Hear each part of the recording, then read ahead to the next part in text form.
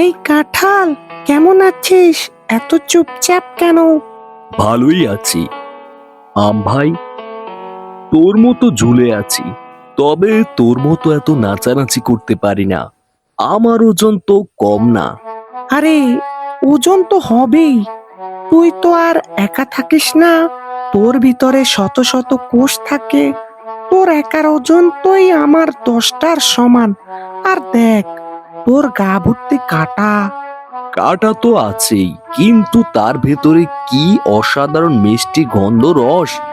একবার খেয়ে দেখিস, লোকে তো আমার প্রেমে পড়ে যায়। আর তুই, তোর তো রূপের ছড়াছড়ি, কিন্তু দু একটা কামড়েই তো শেষ। আরে ভাই, সাইজ দিয়ে কি হবে? আমার যে কত জাত আছে। হিমসাগর, ল্যাংড়া, ফজলি, এক একটার এক এক স্বাদ, এক এক গন্ধ। সারা পৃথিবীর মানুষ আমাকে ভালোবাসে। আর তুই, তোকে তো লোকে সব সময় আচার বা তরকারিতে খোঁজে। সেটা কি খারাপ? আমি শুধু ফল নই, আমি তরকারি, আমি আচার, আমি পিঠা পায়েস। আমার বীজকেও লোকে বেচে খায়। আমার গুণ অনেক।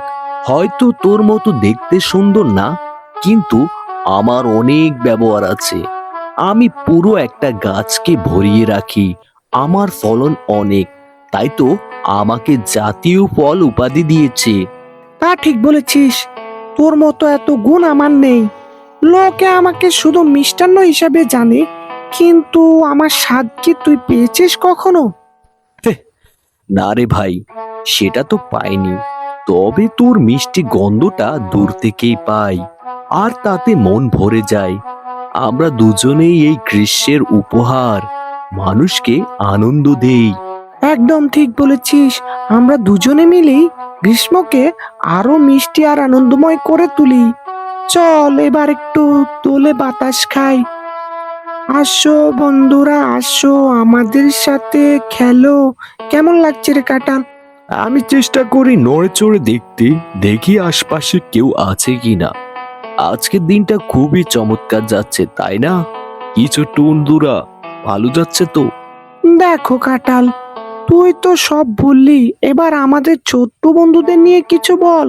ও হ্যাঁ ছোট্ট বন্ধুরা, নিয়মিত আম কাঁঠাল খাবে, কারণ আম ও কাঁঠাল অনেক পুষ্টি। তোমরা যদি এগুলো খাও, তবে তোমাদের পুষ্টির চাহিদা পূরণ হবে। বাজার থেকে চিপস, জুস এসব না কিনে তোমাদের বাবা মাকে বলবে আম কাঁঠাল কিনতে। কি বন্ধুরা, মনে থাকবে তো? আর একটা কথা, আমাদের চ্যানেলটা অবশ্যই সাবস্ক্রাইব করে দিবে। কি মনে থাকবে তো?